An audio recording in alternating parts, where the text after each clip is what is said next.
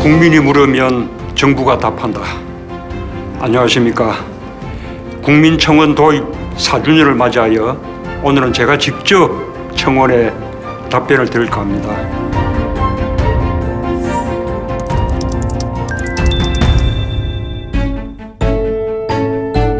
국민청원은 국민의 절절한 몰소리에 정부가 책임있게 답변하는 직접 소통의 장입니다.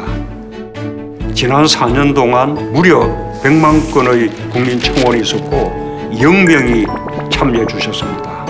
처음 4년 전에 시작할 때 청원 들어보고 친구들끼리 카카오톡으로도 공유를 하고 직접 글을 써본 적은 없는데 동의를 눌러본 적은 있어요. 선천성 희귀질환인데요. 너무 답답한 마음에 한번 이거 해결할 수 없구나 정부 근원 밖의 청원도 꽤 있습니다. 그러나 저는 설령 해결은 못 해주더라도 국민이 어디든 호소할 곳이 있어야 한다는 그런 의미를 부여하고 싶습니다. 그냥 안타깝게 지나갈 수 있는 사항들이 소통의 창구가 되는 것 같아서 너무 좋은 것 같더라고요.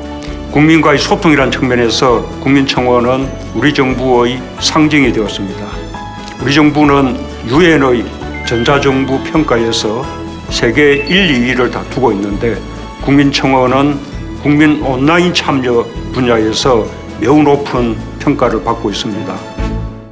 많은 약자들이 원래 힘이 없어서 도움을 요청하지 못했지만 좀 많이 공감을 해주시고 동의를 해주셔서 청원인들의 간절한 호소가 한 개인의 민원을 넘어서서 국민의 공감을 얻고 제도 개선에 이른 사례들도 많습니다. 더 관심을 가져주고 그거에 대해서 동의를 앞으로 많이 해주셨으면 더 나은 대한민국을 위해 힘써주시면 좋겠습니다. 어린이 교통사고 예방, 음주운전 처벌 강화, 디지털 성범죄 근절 등 다양한 분야에서 제도 개선이 이루어졌고 우리 사회를 한 걸음 한 걸음 전진시키는 동력이 되었습니다.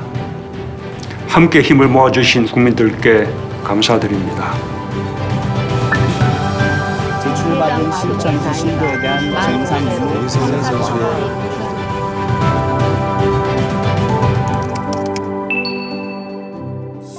국민청원은 20만 명 이상 동의가 있을 때 답변하는 것이 기준이지만 동의수가 적다고 해서 덜 중요한 것은 아닙니다. 그래서 오늘 저는 20만 명 이상 동의를 못 얻어 정부가 공식적으로 답변하지 않은 청원 중에서 관심을 가져야 할 사안에 대해 말씀드리겠습니다.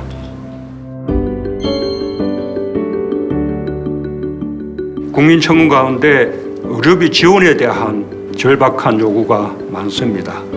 먼저 난임 치료를 위한 비용 부담이 너무 크다는 청원이 많았는데 공감합니다. 우리 정부는 임기 첫 해부터 건강보험 보장성을 강화했고 난임 치료에 대해서도 2017년 10월 처음으로 건강보험 적용을 시작했습니다. 한 번 시술에 300만 원에서 500만 원에 이르는 모든 비용을 본인이 감당해야 했던 것을 건보 적용으로 난임 치료의 문턱을 낮추었습니다.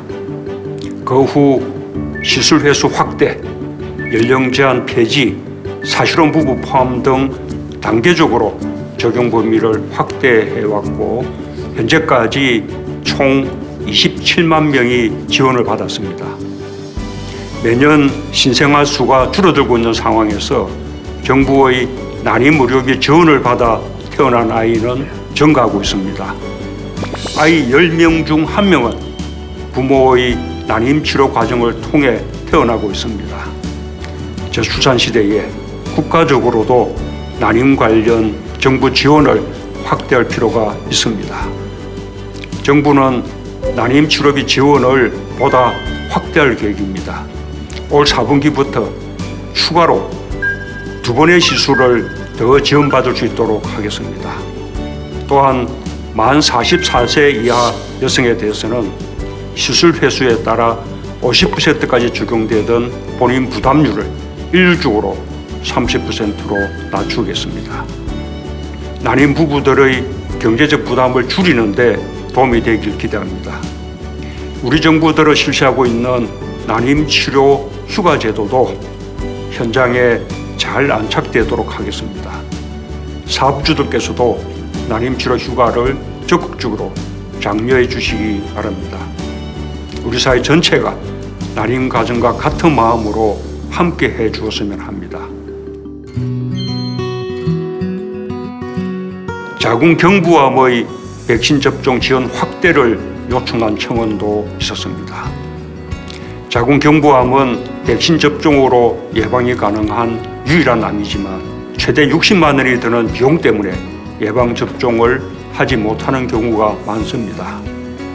정부는 자궁경부암의 백신 무료 접종 대상을 만 12세 이하 여성 청소년에서 만 17세 이하로 지원 대상을 넓혀 여성 청소년 모두가 무료 예방 접종의 혜택을 받을 수 있도록 하겠습니다.